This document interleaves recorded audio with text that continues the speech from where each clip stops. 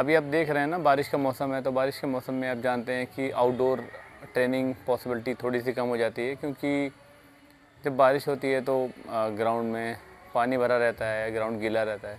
तो उस स्थिति में हमको क्या करना है, हमको अपनी प्रैक्टिस बिल्कुल बंद नहीं करनी।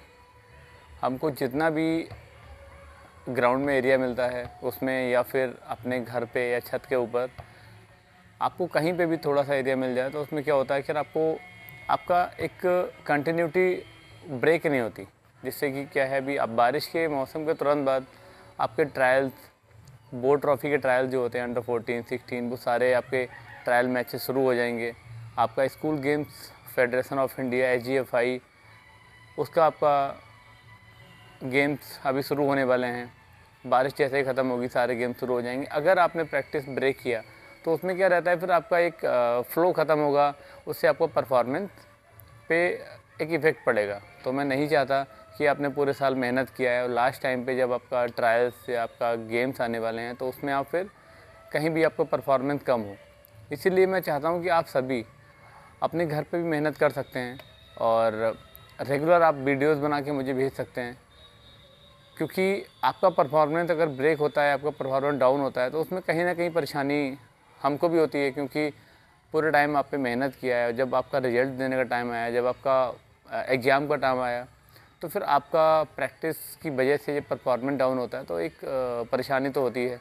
गार्जियंस को भी परेशानी होती है, क्योंकि उन्होंने आप पे टाइम दिया है आप पे इन्वेस्ट कर रहे हैं वो लोग, तो उनको भी रिजल्ट चाहिए होता है।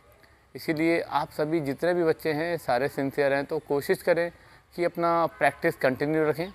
आप जो भी बैटर्स हैं वो बैटिंग कर सकते हैं, बैटिंग ड्रिल्स कर सकते हैं। आप लोग कौन जो बैटिंग कौन आती हैं, उन कौन के साथ में आप अपना ड्राइव, डिफेंस, वो सारा कुछ कर सकते हैं। आप अपना ड्रिल कर सकते हैं, शैडो कर सकते हैं।